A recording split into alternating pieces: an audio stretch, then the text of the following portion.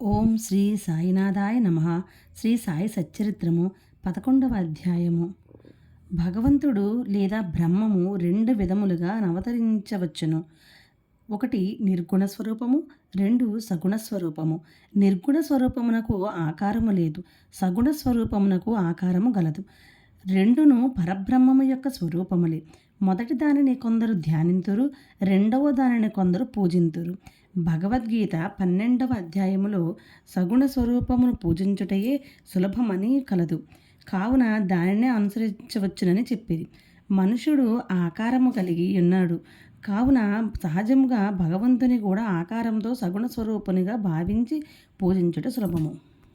కొంతకాలము వరకు సగుణ స్వరూపముకు బ్రహ్మమును పూజించిన గాని మన భక్తి ప్రేమలు వృద్ధి చెందవు.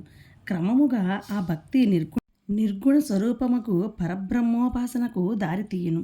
విగ్రహము, యజ్ఞవేదిక, అగ్ని, వెలుతురు, సూర్యుడు, నీరు, బ్రహ్మము ఈ ఏడును పూజనీయములు. కానీ సద్గురువు వీని అన్నింటికంటే నుత్కృష్టుడు.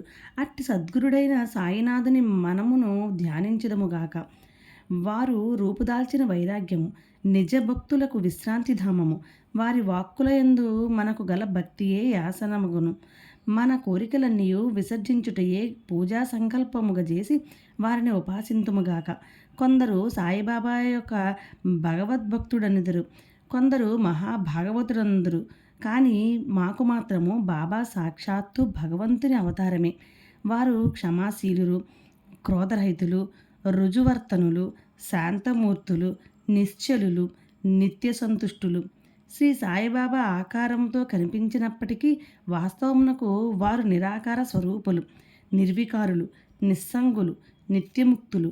గంగానది సాగర సంగమం చేయబోవుటకు ముందు దారిలో తాపార్తులకు చల్లదనాన్నిస్తూ, చెట్లు చేమలకు జీవాన్నిస్తూ, ఎందరో దాహార్తుల దాహాన్ని తీర్చుచూ సాగిపోతున్నట్లే సాయిబాబా వంటి మహాత్ములు తమ జీవన గమనంలో జనులకు సుఖశాంతులను ప్రసాదించుచు జగత్తును పావనం చేస్తున్నారు.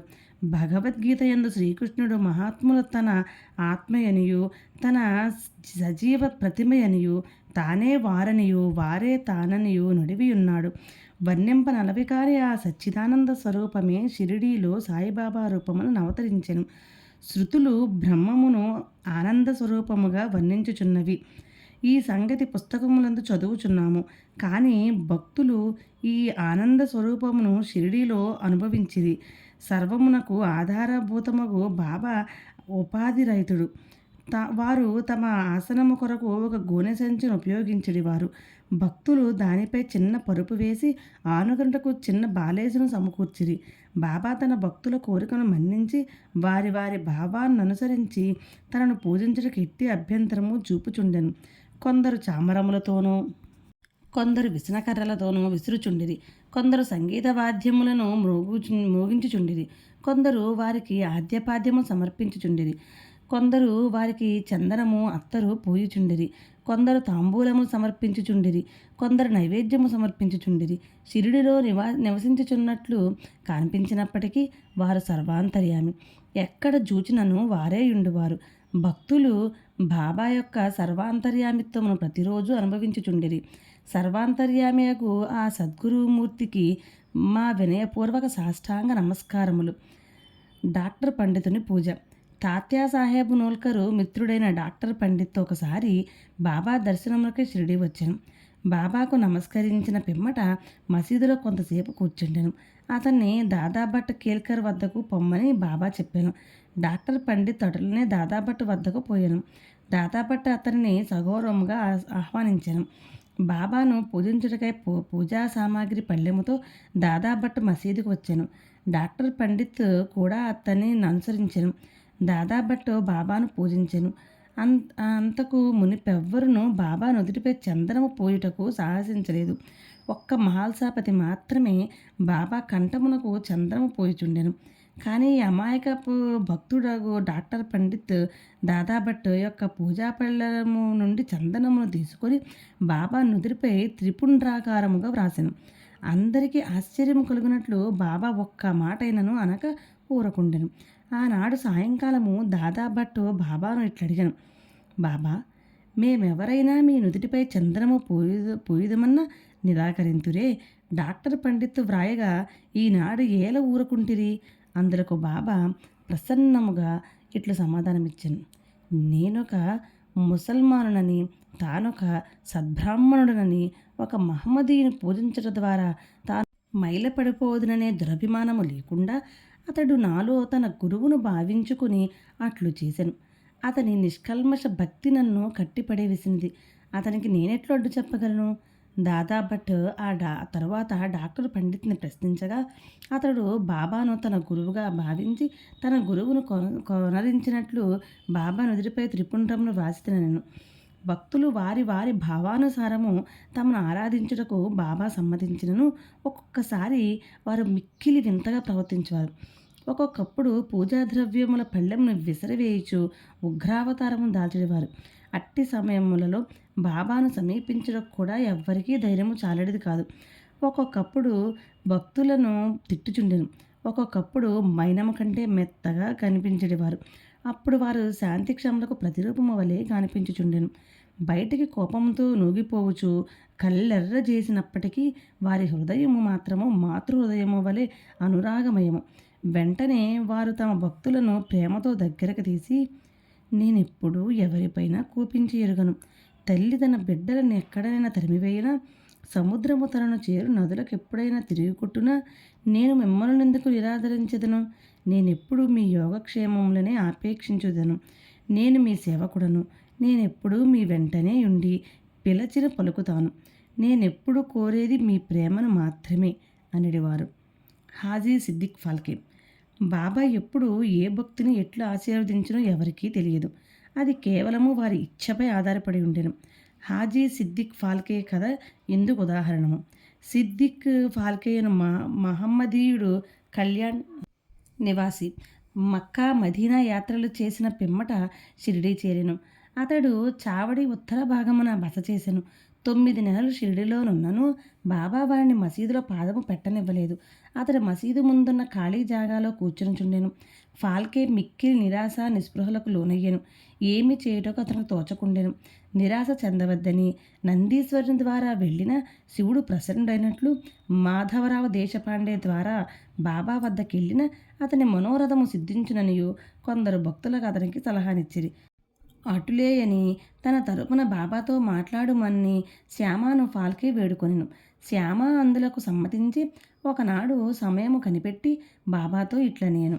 బాబా, ఆ ముదుసలి హాజీని మసీదులో కాలు పెట్టనీయవేళ. ఎంతోమంది వచ్చి నిన్ను దర్శించిపోచున్నారు. ఆ హాజీని మాత్రం ఎందుకు ఆశీర్వదించవు? దానికి బాబా ఇట్లని జవాబిచ్చాను. శ్యామ, ఇటువంటి విషయాల్లో నీవింకా పసివాడవు. నీకివన్నీ అర్థం కావు. అల్లా ఒప్పుకొననిచో నేనేమి చేయగలను? అల్లా మేయా కటాక్షము లేనిచో ఈ మసీదులో పాదము పెట్టగలవారెవ్వరు?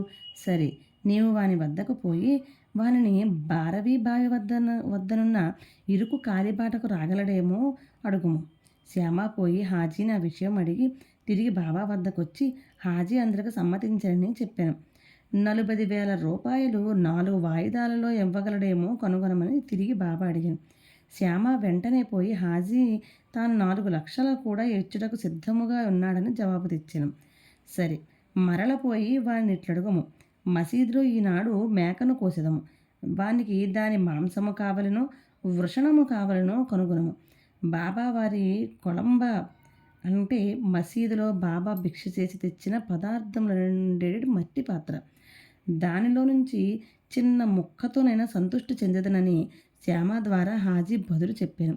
ఇది వినగానే బాబా మిక్కిలి కోపముతో మసీదులోని కొలంబ నీటి కుండలను బయటికి విసిరివేసి తిన్నగా చావడిలోనున్న హాజీ వద్దకు పోయి తన కఫ్నీని పైకెత్తి పట్టుకొని తీవ్రమైన స్వరంతో, నన్ను గురించి ఏమనుకొనుచున్నావు?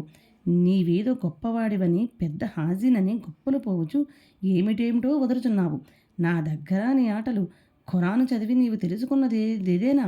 మక్కా మదీనా యాత్రలు చేసి తిననే గర్వంతో నేనెవరో తెలుసుకోలేకున్నావు అనుచు ఏమేమో ఇంకానూ అతన్ని తిట్టి మసీదుకు మరలి వెళ్ళాను. బాబా ఆగ్రహావేశమును చూచి హాజీ గాబరా పడెను. ఆ పిమ్మట బాబా కొన్ని గంపల మామిడి పండ్లను కొని వాటిని హాజీకి పంపాను. తిరిగి హాజీ వద్దకు వచ్చి తన జేబులో నుంచి 55 రూపాయలు తీసి లెక్క పెట్టి హాజీ చేతిలో పెట్టెను. అప్పటి నుంచి హాజీ బాబా ప్రేమాదరాభములతో చూచుచూ భోజనముకు పిలుచుచుండెను.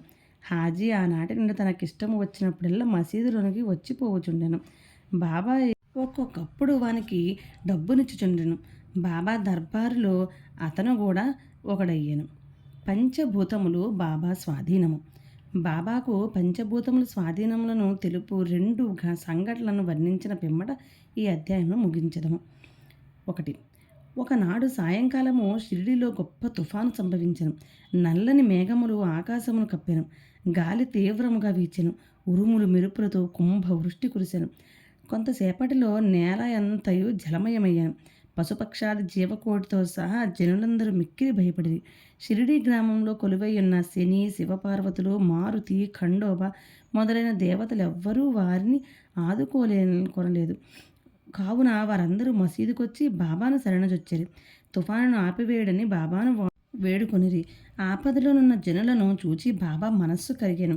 వారు బయటకు వచ్చి మసీదు అంచున నిలబడి బిగ్గరగా, ఆగు, నీ తీవ్రతను తగ్గించు, నెమ్మదించు అని గర్జించిరి. కొన్ని నిమిషములలో వర్షము తగ్గెను. గాలి వీచుట మానెను. తుఫాను ఆగిపోయెను. చంద్రుడు ఆకాశమున కనిపించెను. ప్రజలందరూ సంతృష్టి చెంది వారి వారి గృహములకు పోయారు. 2వ ఉదాహరణ. ఇంకొకప్పుడు మిట్ట మధ్యాహ్నము ధునిలోని మంటలు అపరిమితముగా లేచెను. మంటలు మసీదు కప్పుకున్న దూలమునకు తాకునట్లు ఎగయుచుండెను. మసీదులో కూర్చున్న వారికేమి చేయుటకు తోచలేదు. ధునిలోని తగ్గింపుడని గాని నీళ్లు పోసి మంటలు చల్లార్పుడని గాని బాబాకు సలహానిచ్చుటకు వారు భయపడుచుండిరి. వారి భయాందోళనలను బాబా వెంటనే గ్రహించి తమ సటకాతో ప్రక్కనున్న స్తంభముపై కొట్టుచూ, దిగు దిగు, శాంతించుము అనిరి. ఒక్కొక్క సటకా దెబ్బకు కొంచెము కొంచెము చొప్పున మంటలు తగ్గిపోయి ధుని యథాపూర్వము మితముగా మండసాగాను. భగవదవతారమైన శ్రీ సాయినాథుడట్టి వారు వారి పాదములపై బడి సాష్టాంగ నమస్కారము చేసి సర్వస్వ శరణాగతి వేడిన వారినెల్ల వారు కాపాడెదరు. ఎవరైతే భక్తి ప్రేమలతో ఈ అధ్యాయంలోని కథలను నిత్యము పారాయణ చేసేదరో వారు కష్టములన్నింటి నుండి విముక్తులగుదురు. అంతేకాక సాయి అందే అభిరుచి భక్తి కలిగి త్వరలో భగవత్ సాక్షాత్కారమును పొందెదరు. వారి కోరికలన్నీ నెరవేరి తుదకే కోరికలు లేనివారే ముక్తిని పొందెదరు. 11వ అధ్యాయము సంపూర్ణము. సద్గురు శ్రీ సాయినాథార్పణమస్తు. శుభం భవతు.